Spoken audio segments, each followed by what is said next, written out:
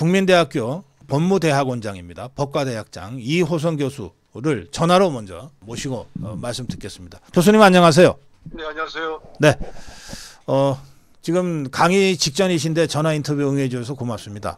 네, 아침 불러주셔서 감사합니다. 네, 어제 한덕수 권한대행에 대한 헌법재판소의 기각 결정이 있었는데요. 예, 어떻게 평가하십니까? 전 한마디로 말해서 어제 헌재가 또 한 번의 흑역사를 썼다고 생각합니다. 흑역사. 네. 예. 뭐 많은 분들이 그 결과를 놓고 이제 윤석열 대통령 탄핵 심판에 이게 어떤 영향을 미치는가 그걸 또 이제 예측하고 하는데 이제 그렇게 말씀을 하시지만 네.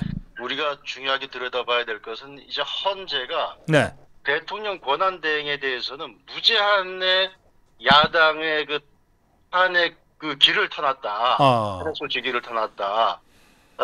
견제받지 않는 정말 그 입법 독재를 합법화 시켜준, 정당화 시켜준 게 바로 어제 헌재의 결정이었다. 그런 점에서 헌재가 정말 또 한 번 씻을 수 없는 오점을 남겼다고 봅니다. 교수님 말씀하시는 대목은 그 정족수 관련 부분이신 것 같습니다. 예, 그렇습니다. 네, 좀 자세하게 설명해 주시죠. 사실은 어제 만약에 그게 법리적으로만 본다 그러면 네. 사실 대통령 그 권한 대행은 사실 대통령에 준해서 우리가 그 탄핵을 할 때 그 가결 정족수를 계산하는 게 지금 맞거든요. 네네.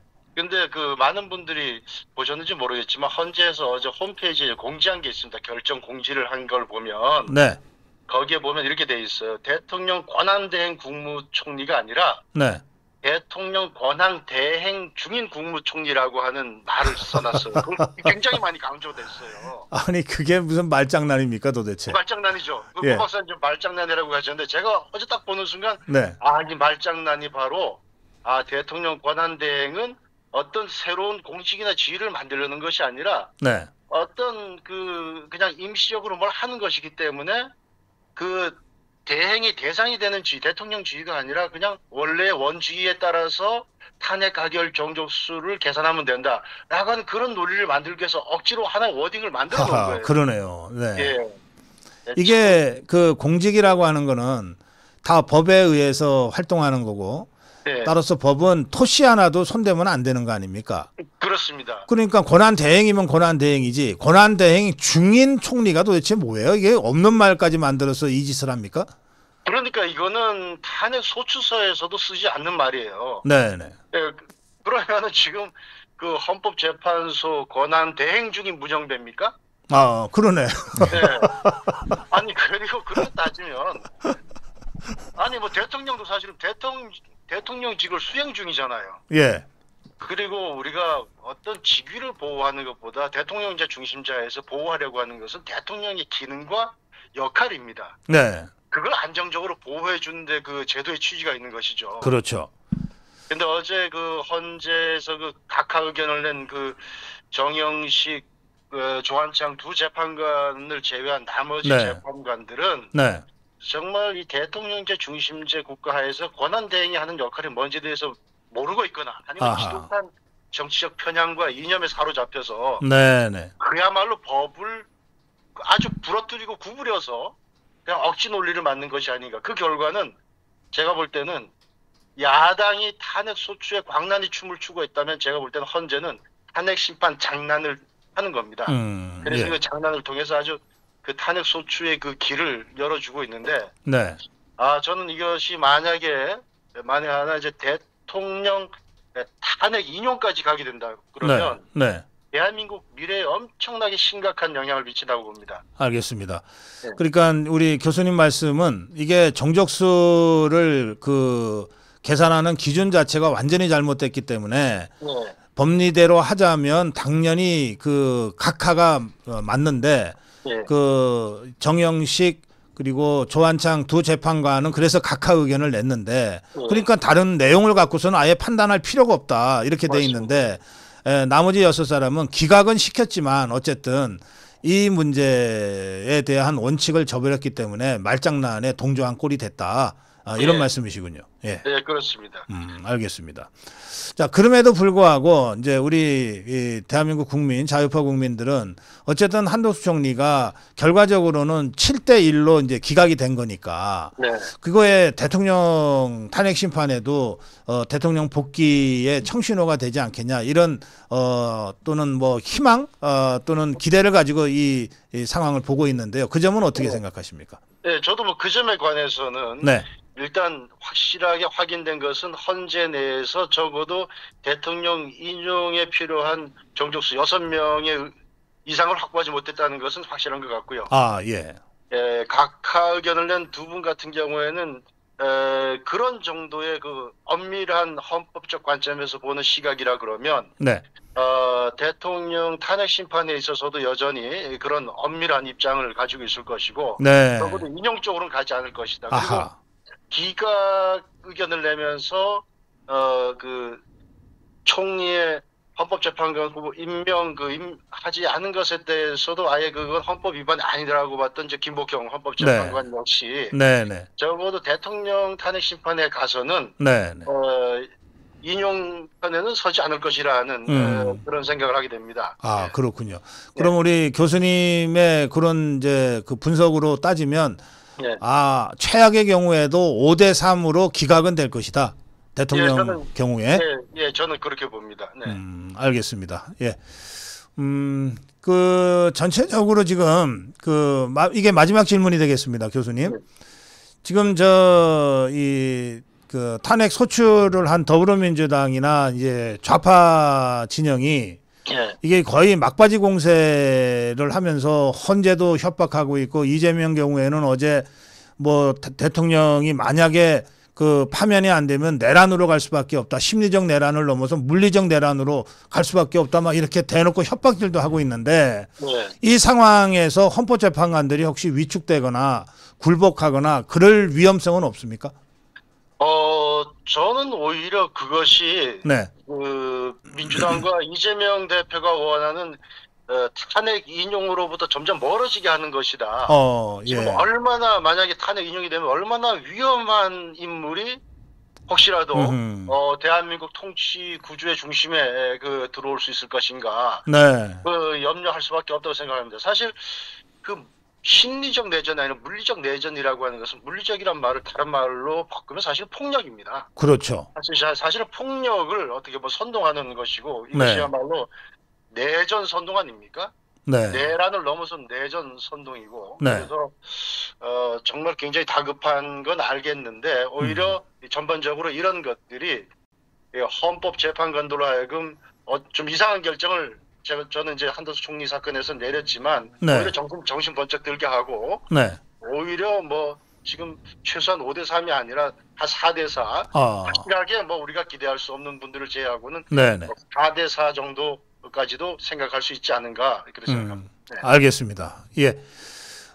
저기 교수님 9시부터 수업이 있으시다 그래서 저희가 더 말씀을 듣고 싶지만 더 붙잡아 둘 수가 없네요.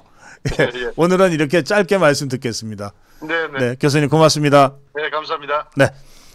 네, 국민대학교 이호성 교수와의 전화 인터뷰였습니다. 국민대학교에서 법무대학원장, 법과대학장을 맡고 계시는 정말 법조계 아주 중견 학자이십니다. 자, 원영수 변호사님. 예.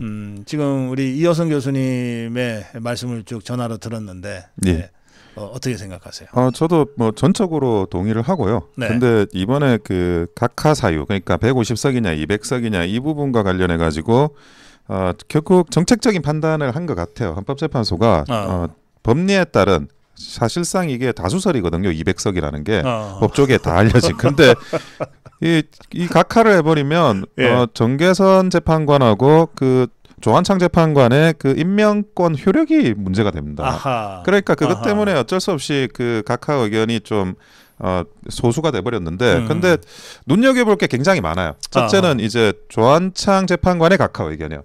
조한창 재판관은 각하 의견이 이게 정말 그 대표 의견이 돼버리면 본인의 임명권이 지위가 문제가 되거든요. 그런데도 그럼에도 불구하고 그러니까 이건 아니다라고 해가지고 그 카카오 의견을 쓴 거. 그거는 이분이 대단한 용기네요. 대단한 그런 어떤 그런 법관으로서의 재판관으로서의 양심이 있으시다 이런 말씀을 제가 드리고 싶고 그리고 그 김복형 재판관이 비상계엄하고 내란행위라는 그 이슈에 대해서는 그건 헌법질서 위반도 아니고 그리고 이제 그 법률 위반도 아니고 나머지 사항들도 법률 위반한 거 없다. 이 부분에 대한 실체 판단을 한 게 또 굉장히 중요한 부분입니다. 김복형 재판관이 그 점에서 정계선이랑 아주 첨예하게 지금 그 대립구도를 갖고 있죠. 그리고 그 정계선 재판관은 인용 의견을 했는데 이건 있을 수도 없는 결정이거든요. 그래서 내가 다시 읽어봤어요. 도대체 뭘 가지고 중대성을 판단을 하냐. 내가 다시 읽어봐도 이해가 안 돼요. 그러니까 자 여기에서 정계선 재판관을 결정을 보면서 제가 느낀 거는 이 마은혁 후보는 절대 임명하면 안 된다. 그래도 그 정계선이 약간 순한 맛이고 마은혁이 매운 맛이다. 원래 그렇게 알려져 있지 않았습니까? 아니 근데 순한 맛이 이 정도인데 마은혁은 그러면 그 북한 간첩이라는 거예요. 이 정도면 아니 어떻게 이 정계선보다 더 매운 맛이라고 하는 마은혁이 있을 수 있느냐. 아니 이 사람이 임명되면 이 대한민국을 뭐 적화로 만들겠다 이런 정도밖에 생각이 안 들고요. 그리고 그 나머지 저기 문영배 뭐 이런 분들의 결정을 보면서 저는 그 문재인이 이재명을 버렸다. 저는 요 생각도 좀 했습니다. 그래요? 왜냐하면 그 사실은 그 문영배 권한대행이나 이미선 이런 분들은 문재인 대통령 때 임명됐고 특히 이제 그 문영배 권한대행은 부산 향판에 그 문재인 대통령하고 인연이 많아요. 문재인하고. 그러니까 그렇지. 그런데 아니 그 주로 경남 부산 지역에서 활동했고. 거기서만 돌았고 그 법무법인 부산이 그 부산에서는 꽤 이렇게 뭐 유명한 로펌이거든요. 그래서 근데 문재인이 임명한 문영배가 이 탄핵과 관련해 가지고 적극적으로 움직이지 않는다. 그러면 이거는 이재명이 제일 원하는 조기 대선 이 부분에 대한 어떤 시그널이 나갔다고 저는 보는 거거든요. 조기 대선 굳이 할 필요 있나? 아니 이재명 위해서 조기 대선 할 필요 있어? 문재인 생각에 약간 이런 시그널이 또 나간 거예요. 그래서 그런 부분이 또 컸고 그리고 원래 이게 저는 통일된 의견을 낼 거라고 생각을 했어요. 한덕수 총리에 대해서 왜 그러냐? 이게 그 대통령 판결에 대해서 예단을 못 가지게 사람들이 하려고 그렇게 하지 않았을까 싶은데 그러면 이제 뭐 그동안에는 계속 뭐 감사원장이라든지 아니면 저 그 중앙지검장이라든지 계속 이렇게 뭐 8대0 8대0 계속 나갔잖아요. 이진숙 빼고는 다 8대0이었어요. 그러니까 누가 다른 의견이 있나? 소문만 무성하고 그 추측만 가능하지만 결론은 잘 모르게 이렇게 만들려고 하지 않았을까 싶은데 한덕수 총리에 대한 탄핵 심판에서 그게 깨져버렸어요. 각자의 정치 지형, 각자가 가지고 있는 선입관 그리고 심지어 헌법재판소에서 엄청나게 많은 정보나 소문들이 흘러나왔는데 카드라가 그게 상당 부분 맞다는 것까지 확인해 준 거예요. 그러니까 이제부터는 좀 벌거벗겨진 헌법재판소라고 볼 수가 있는 거죠. 저는 최소 5대3인데 그 김영두 재판관이 넘어올 가능성이 꽤 있다고 봐요. 4대4 정도로 봅니다. 그래서 그렇군요. 그 좀 전에 문재인이가 이재명을 버렸다 그 분석을 해주셨는데 그 문형배가 결국은 기각적으로 돌았잖아요. 맞습니다. 이미선이하고. 그러니까 사실 문형배가 그동안은 제일 설쳤는데 완전히 꼬리 내려버린 것 같거든요. 그러니까 정계선 재판관은 이재명 임명을 했잖아요. 이재명이 당대표일 때 민주당 주도로 임명됐으니까 그쪽은 확실히 이제 이재명 쪽으로 줄을 서는 것 같고 문영배 이미선은 사실은 이제 그 재판관 임기가 얼마 안 남았기 때문이라도 자기가 하고 싶은 판결 내릴 수 있습니다. 근데 그 하고 싶은 판결이 기각이라는 거예요, 지금. 그리고 문재인이 지금 양산에서 책만 팔고 별 이야기를 안 해요. 조금 세게 이야기를 할 것 같은데 전혀 그런 워낙에 그 잊혀지고 싶다 그러지만 제일 안 잊혀지려고 노력하는 사람이 대한민국에서 이제 그 문재인인데. 그렇죠.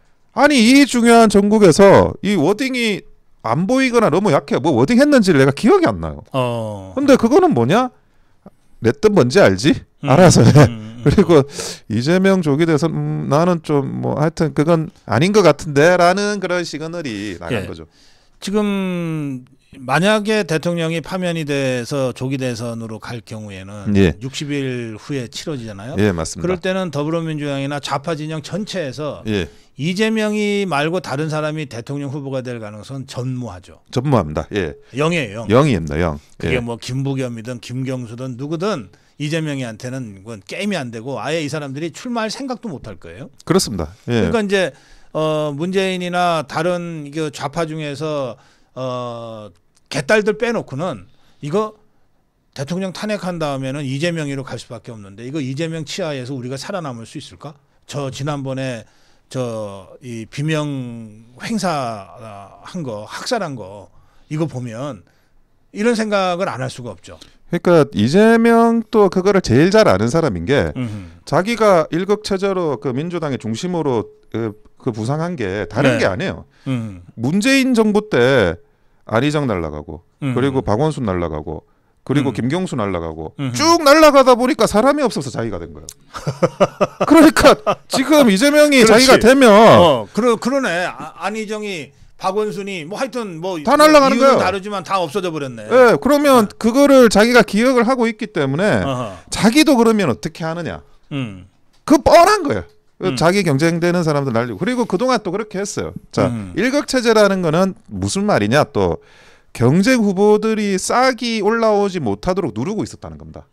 그러니까 이게 조기 대선 돼서 이재명 치하가 돼버리면 이 다른 뭐 친문이나 친노 쪽 사람들은 더 그 엄혹한 시절을 겪게 되는 건 불을 보듯 뻔하죠. 아, 그러니까 그 이제 만약에 이재명이가 대통령이 됐다. 예. 그러면 개딸들 중에서 후계자 키우지. 아 맞습니다. 저 아마 김경수, 김부겸이 제일 먼저 죽을 걸. 그러니까 김경수도 뭐 단식을 한다고 하긴 했는데. 그 건강한 다이어트를 했는지 단식을 했는지 지금 아무도 단식하는지도 모르고 있었고 그리고 병원 갔다고 하더라고요 잘. 예, 그러니까 뭐 큰 사고도 안 나고 하는데 보이는 단식을 한 것 같아요 제가 볼 때는. 그런데 네. 김부겸은 오히려 그 마흔역 탄핵 소추한다고 그러니까 그러면 안 된다라고 공개적으로 반대 성명을 냈어요. 아 저기 저 최상목. 최상목. 예, 그래서 그 정도로 지금 이런 주요도 아니지 일극체제가 너무 세가지고 좀 비주요가 돼버렸는데 나머지 대권 주자들도 이재명의 그런 행보에 대해서 이 브레이크를 걸고 있다 그렇게 보입니다. 알겠습니다. 예, 자 이렇게 되면 저 윤석열 대통령 탄핵 심판 이거는 이제 어느 정도 우리가 좀 근거를 갖고 예상할 수 있게 된 건가요? 예, 저는 뭐 결론이 이 탄핵 한덕수 총리에 대한 탄핵 심판에서 이미 나왔다. 나왔고 그리고 그 특히나 정계성과 그 김복형 이 두 분의 싸움이라는 게 공식화됐어요. 그러니까 우리가 뭐 그 슈레딩거의 고양이라고 있지 않습니까? 독극물하고 고양이를 상자에 넣어놨는데 상자를 열어보기 전에는 죽었는지 살았는지 모른다 고양이가 그 상태인데 우리가 상자를 열었어. 그러면 정계선하고 김복형이 싸워서 넘을 수 없는 강이 있다. 그러면 이 두 명 때문이라도 어떤 그 전체적인 흐름을 주도할 수 있는 흐름이라는 게 만들어질 수 없다. 아하. 대통령의 탄핵 심판도 그건 뭐냐? 각자 자기 생각한 대로 결론 내는 거야 이제. 김복형 결론, 뭐 정영식 결론, 조한창 결론은 제가 볼 때는 정해져 있고 사실 김영두를 제가 이렇게 돌아올 수 있다라고 보는 게 문영배, 이미선이 빠지면 최고참이 돼요. 그렇지. 최고참은 무슨 문제가 있느냐? 헌법소장 임명 문제가 있어요. 현재 헌법재판소장. 그래서 그 생각을 분명히 김영두가 하고 있을 거예요. 그리고 이진숙 때도 기각 의견을 냈었고 그렇기 때문에 김영두까지도 사거리에 있다. 그렇게 봅니다. 알겠습니다. 예. 자, 당장 내일 이재명 예. 공직선거법 2심 재판이 예. 있습니다. 선고인데 어떻게 예상하세요?